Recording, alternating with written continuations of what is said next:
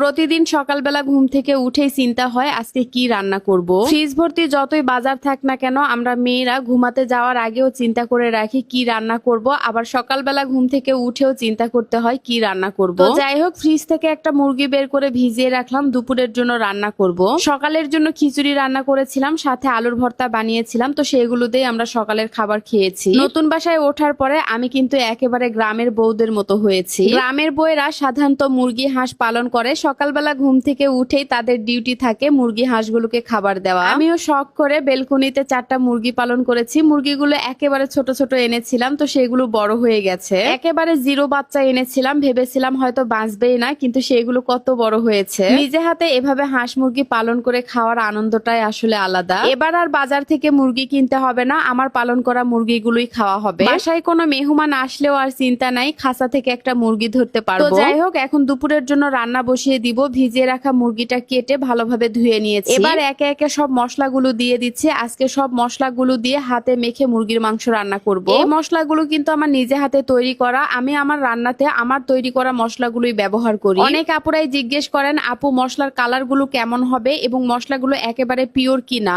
যেহেতু এই মশলাগুলো আমার নিজে হাতে তৈরি করা, তাই এগুলোর মধ্যে চুল পরিমাণ ভেজাল দেওয়া নেই, একেবারে 100% পিওর। আমি তো প্রতিদিন আমার তৈরি করা মশলাগুলো দিয়ে রান্না করি। আপনারা তো নিশ্চয়ই দেখেন যে আমার রান্নার কালার কেমন হয়। আমার কাছ থেকে যারা মশলা নিয়েছেন প্রত্যেকটা কাস্টমারই কিন্তু রিপিট কাস্টমার। তারা একবার নিয়ে খাওয়ার পরে পরবর্তীতে আবারও নিয়েছে। আপনারা যারা আমার হাতে তৈরি করা মশলাগুলো নিতে চান এবং ঘানি ভাঙা খাঁটি সরিষার তেল নিতে চান, অবশ্যই মিতুস ডিম পেজে অথবা মিতুর মশলাদানি পেজে আমার সাথে সরাসরি কথা বলে অর্ডার করতে পারবেন। যাই হোক, তরকারিটা রান্না করা হয়ে গেল, নামিয়ে নিলাম। সন্ধ্যার পরে আমরা একটু বাইরে বের হয়েছিলাম, যেহেতু মেলা হচ্ছে তাই আপনাদের ভাইয়া বলছিল চলো তোমাদেরকে মেলায় ঘুরে নিয়ে আসি। এই ভিডিওটা গতকালের ছিল। ছুটির দিনে মেলায় এসে মহা বিপদে পড়েছি। মেলায় তো মানুষের ভিড়ে ঢোকাই যাচ্ছে না। আপনাদের ভাইয়া মেলায় যাওয়া তেমন একটা পছন্দ করে না, তারপরও আজকে কি যে মনে হয়েছে আমাদেরকে নিয়ে এসেছে। আমার জন্য আসলে আসেনি, ছেলের জন্যই এসেছে। গত বাণিজ্য মেলাতে আমার আসা হয়নি, তবে এবার আরিয়ান বাবুর জন্যই শুধু আসা হয়েছে। এই চায়ের নাম নাকি তান্দুরি চা, জীবনে কখনো খাইনি, দেখে বেশ লোভ লাগছিল।